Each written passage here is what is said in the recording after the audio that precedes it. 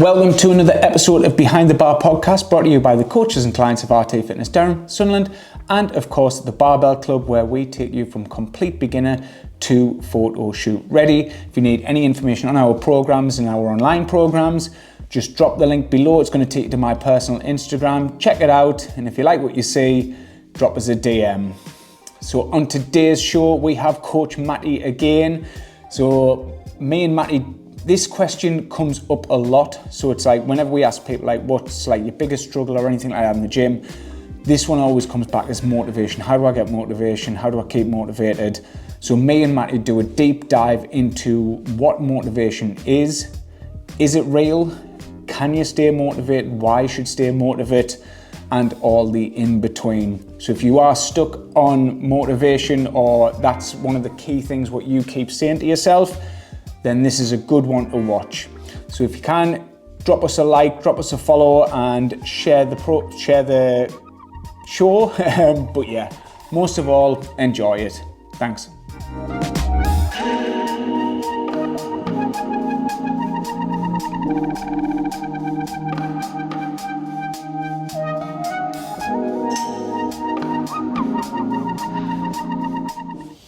Motivation. It's an emotion, and emotions are fleeting. It's not the act of feeling motivated that changes anything in your life. It's what you do afterwards that counts.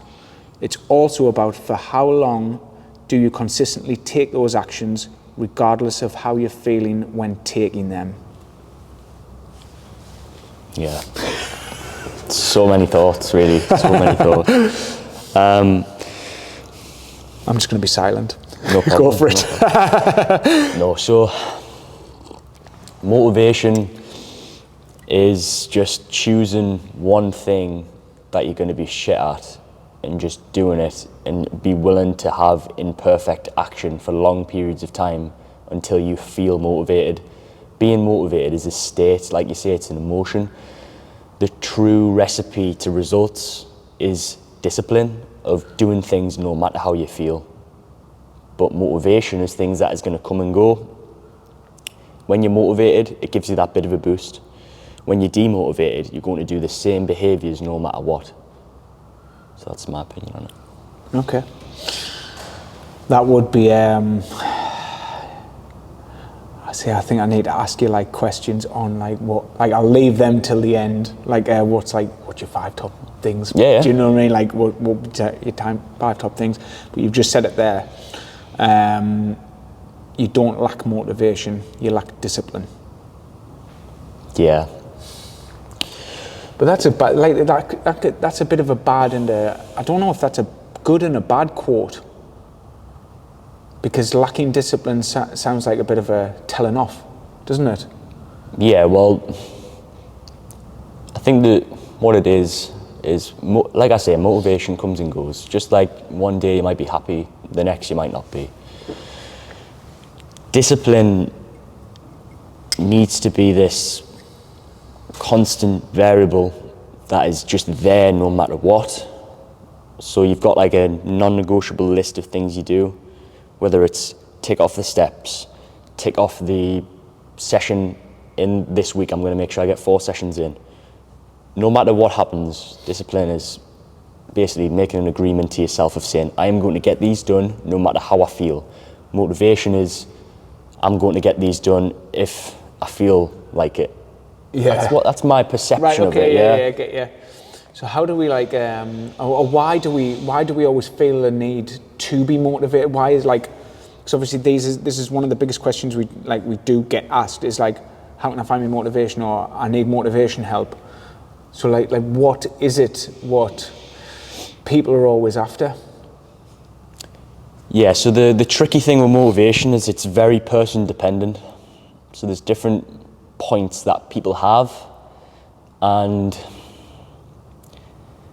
asking someone, how do I find motivation? It'll be a lot of figuring out what's happened in your life that you weren't happy with. Is it then we need to go on the deeper level? Oh, 100%. Like, you know, I love to get deep with the insightfulness. Like, I don't necessarily want to get too deep with it, but Although maybe we will. Yeah. But if you say you're not motivated, who says you need to be motivated? Who said you should be motivated? Because I think because they because they're needing that generally because they're trying to find a motivation for something that they don't want to do. Yeah, definitely. But like, how many times have you done something? You love this gym, you love this business that you've created. You're not motivated every single day to do things, guaranteed, but you do them anyway. Yeah. So why do people fantasize this end result of, I will always feel like I want to do it? That's not how it should be. It should be, I'm going to do it no matter what. Yeah. And by adopting that mindset, you'll actually find that more times than not, you want to do it, which means you will actually have more motivation, in my experience. To do it, you've got to want the journey. The journey, yeah. I think you've got to want the journey, because generally when people are asking us about motivation, it's like, say they want to be at abs, whatever else, do you know what I mean? And it's like, I need the motivation to get to the gym, to eat the right foods. But they've got to sort of fall in, if they're not in love with that journey, the motivation's never going to be there. That feeling, like, although they're going to have to keep hyping themselves up, aren't they? Until, like you said, until it's actually part of them. Yeah, motivation, like the most powerful type is internal motivation, which is like the motivation you get from yourself. Like we discussed on the last podcast. The one before now? Yeah, the last one, yeah. So like external motivation, you having a go at me, is going to be good for that short term, let's get this done, but true motivation needs to come from within, and it needs to come from, try to get it from positive things, of course, like seeing, if you've got kids, for example, it's such an easy one. Right. I want them to see me as this role model, want to see us as this person who is actually making a difference, who's working hard, who is consistent. Yeah. Like, why wouldn't you want that? But if you don't have kids, like me, for example, if I'm really struggling for motivation, I will clutch at straws of negative things that have happened in my life. I've got to be honest, 100%. And I think people don't talk about that because it's not as sexy to say. But if you're really struggling for motivation, you can't find it from any positive experiences. You can't find it from just wanting to get the results and enjoy the journey. Yeah. You've got to clutch at straws of things that have happened here, in my opinion. Yeah. It's more powerful to get positive experiences, but that's a good way to get you going on them days that you really don't feel like it. So it's probably when we deep dive, like, so say we're on a call to a client, potential client, yeah. Obviously we do want people to open up, because when some people say just like, this is all relevant by the way, this is all in with that. So it's like, yeah, just want to lose some weight. Why? Oh, just so I feel better, look better. Why? I don't want to take my clothes off in front of my partner anymore. That's the real, in that where you're saying the negative stuff should be the real motivator. Like, we've got to think of why and why and why and why is to what is the reason why we want to do that thing in the first place. Definitely, and I think that's why reflection's so powerful. But it's not done enough. Like, it's seen as this wishy-washy, in between the lines subject of journaling, of self-reflection, especially in your generation, in my opinion. Yeah. I think my generation isn't as bad, but there's still people who would... It's coming more to the forefront now. Yeah, I think there's 100%. a lot more people in your generation than mine who would look at that and think, what is he on about? But that is such a good way, in my opinion, maybe not for others, to pick at them points, journaling on things that have happened and say, this is exactly why I need to get X result, because these things have happened, and etc. I mean, I'd love all the time for me to clutch at positive things and say, yes, I want to be there because I want to do this for my mother and I want to do this for my brother and all this kind of stuff. Yeah, that's amazing, but sometimes that's just not powerful enough. Yeah. The issue with the negatives being more powerful, because they are. Everyone knows in marketing and stuff like that, choosing negatives for people is going to be more powerful. Yeah. But it's not necessarily the one that you should use, because yeah, it's more powerful, but it's not necessarily better for you, because over time it can lead to throwing the towel in, Right, okay. So you've got to, in my opinion, clutch at them only when you need to. Try to stay with the positives as much as you can, but reflection and reflecting on things is a good way of understanding things that have happened, because you do forget a lot of things until you reflect on it, and you're like, you just remember when you're in this like state of reflection, you're like, oh, that actually happened to me ages ago and I just totally forgot about it. So it's reflection. It's a fucking yes, I totally get you with the wishy-washiness. Like half my mates would be like, "What are you doing that for?" Exactly that. Do you know what I mean? But it's good from time to time. I know I don't do it enough. Probably because I always feel just I'm in this mad fucking rush. But then it is sometimes, it's like, especially after events, so like the strongman events, the carnage events, and like when everybody's buzzing, like the black tie event, like when me and Sarah wake up the next day and like the feed's full of all these things, that's when it hits us as a reflection point. Yeah. Because like we're just doing. It's like, oh fuck, now we're actually doing an alright job. we're doing canny. Definitely. But I was at a seminar got a couple of years ago, and it was like, right, I want you to write down where you were 10 years ago. I want you to write down where you were 5 years ago. It was like 3 years ago, and then a year ago. And it was like reflecting on the person who you've become. Yeah, so I think it was quite good. Definitely, so that's good, because I think that shows that it is good to... You were 10? I know, I would have been 10. Yeah, but just especially if you've been in whatever you're doing for a while, or you've been alive for a while, it's good to reflect. No, but even, let's say for me, for example, if you're like 20 or whatever, because I'm 20, even just reflecting on a few years ago is massive.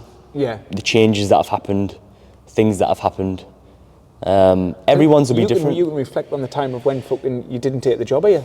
That's it, yeah. Remember that person who you were at that moment in time? 100%, like fuck this. So, yeah, fuck this. Oh man, it's class. But it is a thing, you think back to that person who then, do you know what I mean? And your motivation then was like, this isn't for me. Yeah. I mean, I'm sure, I need to find that message you sent us. I'm sure it said something like, fucking, I don't think this is the right path for me. Along them lines. Yeah, that's funny. I scared you. But that person, and obviously if you look at the person who you are now, and it's like, I mean, we've just said there, like, it's like, I want to be all in on this. 100%. Yeah. And then you nearly, like, that motivate. What was the motive? What was the motivation difference then between that period then? Might as well say what your motivation was. Yeah, so what's my motivation for that period, or just in general? What motivated you to come back? Or, do you know what I mean? Yeah, definitely. Probably haven't thought about it. No, I've definitely thought about it a while ago, but I think understanding that I was in a season of learning. Right. I knew that at the time I wanted to go all in on fitness, because it was my passion. Discovered it through playing football all my life, then going more towards the gym side, enjoying that more. But I wanted to go all in straight away. Yeah. But I didn't have the experience, I didn't have the time under bar, as we say in the fitness industry. So then I needed to just get that foot on the floor experience. And I was almost maybe too naive at that point. And then over that few months of reflection, I was like, nah, I need to do it. I knew that I needed to do it, but I didn't, I was in a funny position because I was still at college at the time and stuff like that. I wasn't ready to commit, but yeah, that's mine, yeah. Sound. So I tell you what, on the motivation thing, why do people look at these people on Instagrams? Why do people follow like all these different fitfluencers, whatever they're called? So why do people look up to influencers? But use them as not like we use them for content and all the rest of it. Like we take stuff away from it. Yeah. But why do other people just like, I need some motivation, I'm gonna find this girl who has the fucking biggest ass, so like I'm gonna look at it. Do you know what I mean? Yeah. And stare at them every day. Because there is people, like a lot of people, that's what they're there for, these influencers, because people look up for the motivation for them. So I think with motivation, there's certain categories that will be good. So you've got like role models, and I think that's where influencers fall into. Being a role model for, and it's not even, I want to be exactly like that person, but it's just seeing that someone's doing it. Easy access because they're online, and it's that, if let's say there was a tree of things that can help you be motivated, one of them is role models, so that's what I think influencers are. Right. So yeah, that's what I think the influencers do. Good or bad? Depends what you get out of it. If it inspires you to work out and train, good. If it makes you want to do a 5-minute ab workout that they're selling the program for, bad. There's a lot of bad in the fitness industry. There's a lot of good. Everyone's trying to sell something, generally. So take things with a pinch of salt, take the value out of it, and then take the bullshit out of it. But if you don't know the industry, it might be quite difficult to do that. It might be easier for us to do that, looking at an influencer, taking the good things from them, taking the bad. But if you don't understand the industry, you would just take everything as gospel. So men would be looking for the most jacked men? Potentially. They could even be looking for the Eddie Abus of the universe who deal in absolutes. That's a different podcast, that one. Yeah. Because I've got fucking so much to say about that. I've been tagged so many times, lately. Really? Really, yeah. But yeah, go. But I'll only cover it briefly then. Yeah. So the reason why he's so captivating for a lot of people is because he deals in absolutes. This is good, this is bad. That's what people want to know. Yeah. Even though the fitness industry is nuanced, so it's not necessarily that this is bad. This might be bad for this person, this might be good for that, but that's not as cool as an answer. Yeah. So that's why. And then... But does he actually motivate people? He probably motivates people to eat cleaner. Right, okay. Yeah, so we could say that. But if someone was to then get an eating disorder from it, that's negative. So yeah, there's positives and negatives to it, as we know, with influencers. And then they become also cunts on the internet who follow them. Yeah, and like to tag them. Yeah, so yeah. Definitely, there's a... Don't worry, he's not going to listen to this. No, but there's definitely a tribal type mentality with influencers as well. And I know this is quite a niche subject, so I'm not going to go too into it. But when people have a influencer who deals in absolutes, they trust everything they say. It's almost like a cult-like following. If anyone who goes outside of that bubble is then said, you're wrong, when not really, because it depends who you're talking about. And most people are thick as fuck, so they don't understand that. And it does annoy us too. I think we both know that. Life itself is so nuanced. Everything isn't black and white. There's very few things that are black and white. There's the biggest term probably is used within health and fitness is it depends. 100%, and that is not cool for an answer because it doesn't do well for marketing. And that's what you've got to realise when you look at influencers. It's marketing. They're marketing their thing. Oh, Eddie Abu doesn't sell anything. He does. He has a fucking ebook that he sells. He's a mint marketer. Absolute textbook marketer. Another example. So the controversial Andrew Tate, for example, who was saying out-of-pocket things about women. That did really well because it was out of pocket, it was controversial, it was someone who was dealing in absolutes, expert marketer, not a very decent person probably. I don't know, I don't even know him personally, but do you know what I mean though? So normally, things that he's took that approach to nutrition.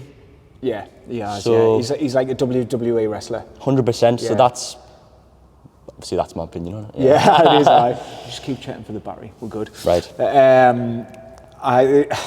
So who do you know? Would you recommend anybody? Like if a client says, "I'm looking for some people just to follow for some motivation," could you recommend any? David Goggins. He'll tell you how it is. Quite extreme, but yes, but he does. I love the way he thinks. Yeah. Everything he does is to callous his mind to improve his mental strength, just dive into his books potentially, or just watch a few of his videos. He's very full on, he's very like, you know, stop being a bitch, this and that. I think that can provide good motivation for people, but when you really dive into why he does the things he does, he's a prime example of someone who picks past experiences from his life that were negative and turns them into positives. Yeah, he's prime good, example of what I was speaking about. He is good. His first book, I really enjoyed his first book. Not so much his second book because it was all about one of the runs. But yeah, his first book was really good, and I've recommended it to people actually, like if you want a bit of motivation. I had another person in my head, but Ross Edgley. Is it Ross Edgley? Is that the marathon runner triathlon guy? He swam around Britain. Yeah. He fucking did he pulled a car for like a marathon, like a mini. Just young bloke. Right. I found his books motivational, like motivating. I nearly, because I think I listened to it in the lockdown, and I was like, right, I'm going to push the sled for a marathon. Yeah. But yeah, anybody else? Yeah, I think so. We like trying to find strategies of what exactly can they do. If someone said like, I'm looking for some motivation to give us a good kick up the arse, like who would I want? Because I think that people are just generally wanting just that quick dopamine hit from somebody. Yeah, so if you want the quick dopamine hit of motivation, someone like David Goggins is great because he's going to be telling you this and this. But I think you've got to, wherever you want to be in the next 10 years, someone who's there already, listen to what they're saying. Right, okay. Because that's like that role model, which is good. They're going to be hopefully it's someone who's giving out good information. But at the end of the day, if someone is getting positive motivation from someone, I could be getting motivation from someone who's not even a motivational speaker. Yeah. So it depends, but like, as a prime example, it's find someone who you want to be like, who speaks good and isn't trying to just sell you something. Yeah. That's why David Goggins is really good, because he's not really trying to sell anything. Yeah, he's got the books and stuff like that, but it's very about the mental strength and stuff like that. And if you were more wanting to understand the actual science of motivation and like actual strategies to do it, Andrew Huberman's amazing for that. Really good. He gets really informative guests on who are like doctors in psychology who can talk about different methods of understanding motivation and stuff like that. So yeah, there's probably an expert out there on motivation. Oh, definitely. So yeah, that's what I mean though. But like, if you were really specifically wanting to get like the fuck you motivation, David Goggins, wanting to get the science of it, I'd go Andrew Huberman. Yeah. But yeah, whoever you get it from, doesn't matter as long as it's. Yeah, and it depends on what your motivation is, but generally it's people who want to get fit, isn't it? So that's David Goggins is always a good one on there. So training and motivation. What have I got here? Why we can't rely on motivation. Experiencing his surge in motivation feels great. However, it often comes with an expiration date. Rather than letting this unreliable driving force dictate your actions, being disciplined, ambitious, and habitual is more likely to result in long-term success. Habits. I'll let you speak on this because I know you're passionate about the habits, but it is similar to what you said before about the journey. Yeah.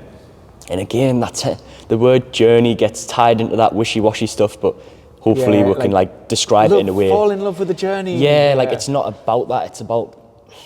It's the habits. Yeah, like so you can kind of build on that. Fuck. I was asking you. Do you want me to? I'll probably say my two cents. Is that what it's called?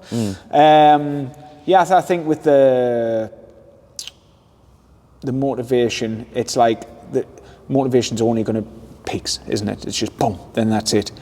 But if you instead of thinking of it as a motivation, because generally something it's probably because we haven't done it before. When it comes back to training, so somebody say starting new, they haven't done this before, so they're looking for that motivation. But really, it should be like, no, I'm building a habit rather than actually trying to find motivation. So that like. They motivate themselves to get to the gym, when it's like, right, why don't we just start once a week? One habit, that's it. That's all you've got to do. You don't need much motivation for that. Once a week, build on that habit, and then like we said at the start, then that becomes the motivational because you're enjoying the journey. It's all about setting yourself up for success. So I love to use the example of the gym, of getting your kit out ready so that it's there, your shoes and stuff like that, so that you're setting yourself up for success, that it's there, you've got to do it. So that's why habits are really important. Again, if we go back to that tree, habits is in there, because habits is going to be something that will put you in a motivated state, because if you have to put all your kit out in the morning and it's not already done, then maybe that process in itself reduces your motivation. Do you know what I mean? Yeah, it's just, if you don't have your gym kit on a night in a bag, but you've had to go home, or no, if you then you forget your kit. Sorry, if you don't keep some kit in the car. Yeah. Do you know what I mean? Something like that, and then it's like it's friction, then, isn't it? It would always reducing the friction, 100%. Because the higher the friction you normally find, the less motivation you'll have. Yeah. Not always the case, but it's generally correlated that way. Like trying to get as less friction as you can. It's like if you're not a morning person, don't fucking sign up for a morning session. 100%. Yeah. if you know that you're not going to be able to make the mornings, don't sign up to them. Sign up to the night one. Or if you wanted to give it a go on the morning, at least sign up to the night one, and then give the morning a go a few times. If it works, then go all in on the morning. Yeah. You've just got to find what works for you. Stop making excuses, because that's all it is. It is excuses. We could rant about that. We could. It is though. Like it's a shame, because who says that you deserve to get the results that you want? You don't. Yeah. You've got to really work for it. Like you don't deserve anything in this world, and people really think that they do. But they are on the topic of the motivation. It's like they're trying to find the motivation to get that thing, but it's like, it's so fucking delicate, really, isn't it? The motivational thing. But it all, like everything for me, like, you know, in my habits. So it's like it always circles back to all them little things. But it's like that motivation just to find that, say, one habit is going to be a lot easier than I've got to lose 20 kilos in 6 weeks. It's like fucking you would need so much fucking motivation to do that, rather than saying, I'm just going to do a session. Yeah, like taking it one day at a time, and that's what the journey is. The journey isn't like this, like traveling through space and time. Do you know what I mean? It is taking it one day at a time, getting your kit out. Fat crying. Yeah, like getting in the session, getting the movement in. Whether it's, you know, something to do with work, it's about turning up every day, doing the things. I love this quote here, right? Because if you can be in a bad mood for no reason, you can be in a good mood for no reason. If you can be in a bad mood for no reason, you can be in a good mood for no reason. Yes, I like that too. But it's so easy to be in because we feed off negative things easier. And it's like that bad thought. I think people feel more bad than happy these days, sometimes. Definitely. Well, there is 100% a mental health crisis in the world. Right. 100%. There's two things that are the main things that aren't spoke about as much as they should. There's an inactivity problem, and there's a mental health crisis. And this is in first world countries, would you say? In particular. Maybe social media, maybe all these external things that are coming in. We've got it easy though, and I think that's why. We've got it easy, but there's different challenges. Yeah. There's the challenge of not feeling good enough, imposter syndrome, and not understanding strategies to help you. Like, there's a reason why the suicide rate is so high, and it's because people aren't given strategies to improve their mental health. And that's a big part of my research in science, a big part of it. Like, that's what I'm doing my dissertation and stuff like on. That's the field I'm going into. Right. Them two areas of the mental health crisis and inactivity. What, the correlation between the two? There's 100% a correlation, but strategies to improve the two areas. I've got some, but it's going to be part of my research, so I don't know if it's going to work yet. I totally believe the correlation between the two, like. Yeah, I think we could do a whole fucking episode on that. I'll write some ideas down. We can kind of, didn't we? I know, man. It's all right, it's all good. I'll get back to it though. But I suppose on that subject, it's, say people who are in those holes, those people are looking for motivation. Definitely.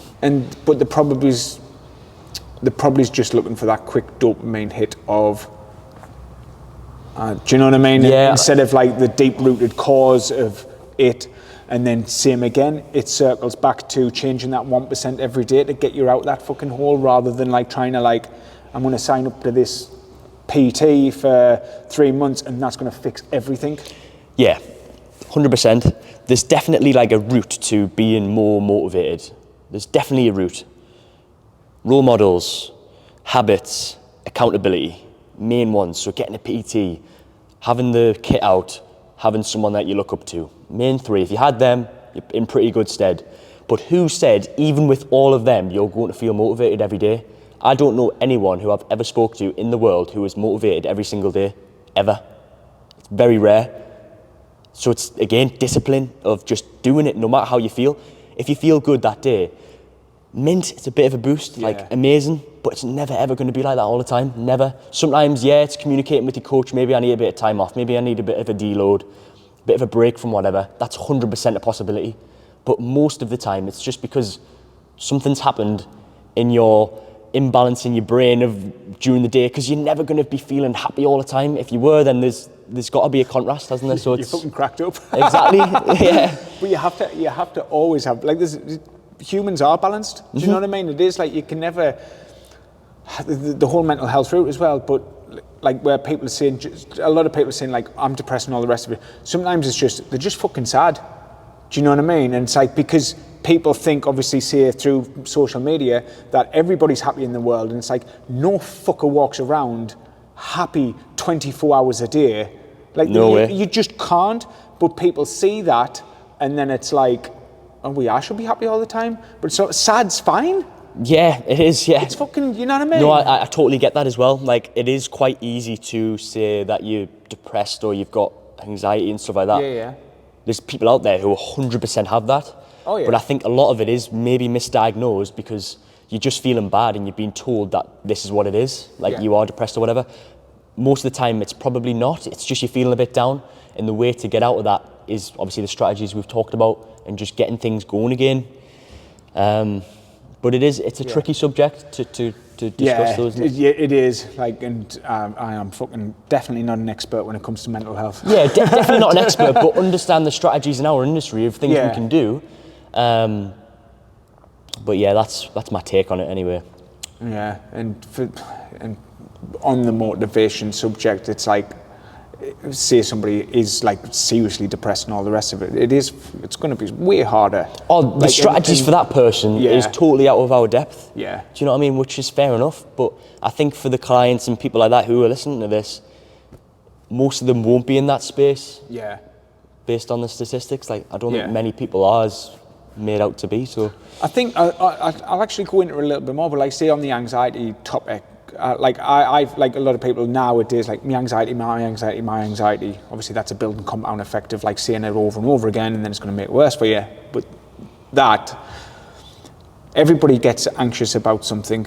It's like even when I walk into a new gym, right? Say I'm in a hotel or wherever else, like where I was just on holiday there last week. Like I had to go into a new gym, and it's like I'm a bit excited to go in, but I'm like fucking still like I'm the new person in there.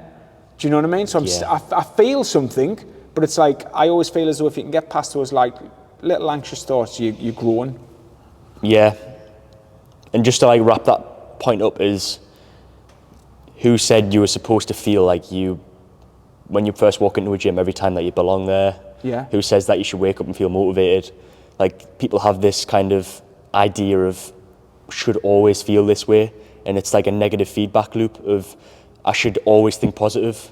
I made a video on it a while ago of there's actually a feedback loop of you feel negative, you're hard on yourself because you're feeling negative, because you told yourself you're just going to feel positive, and then you get even worse. It's just like you've just got to recognise it and be like, let's just get on with it. Yeah. It's like this negative spiral. So.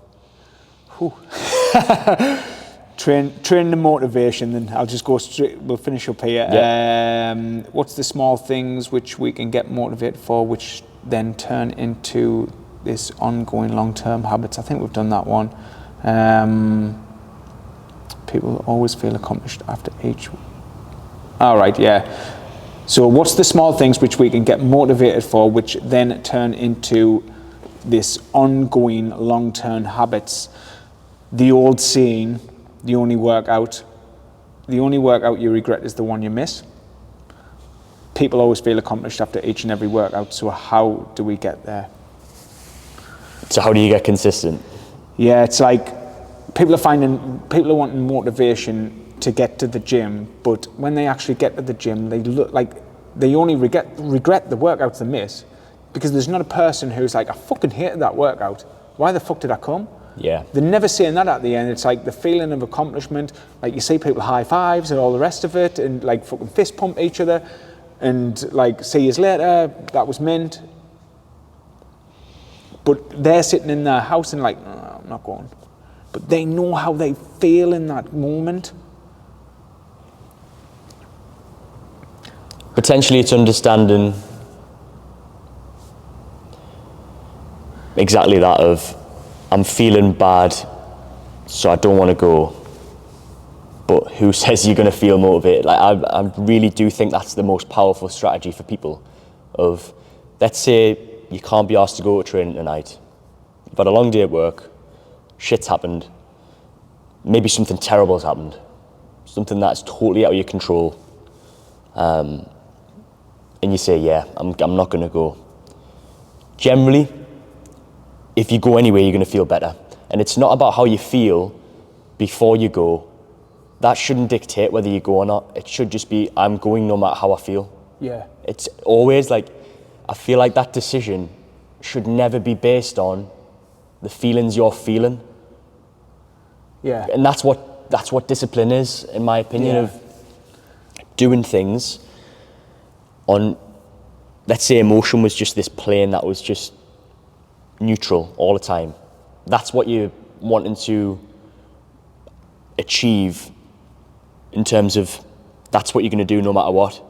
You're always going to have ups and downs. So on that day that you're up, yeah, you're going to feel mint about it. Maybe you get a better session in. On that day that you don't feel like it, you might get a worse session in, but a worse session is better than no session. Yeah.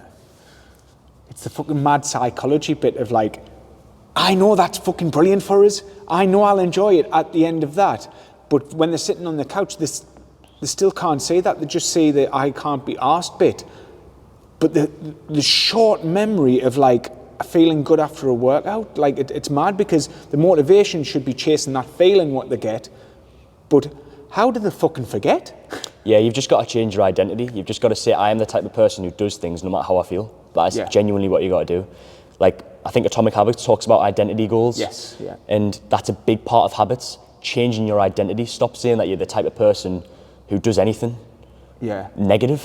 Yeah. Like, it doesn't do anything for you. Yeah. Oh, I'm the type of person who's always late.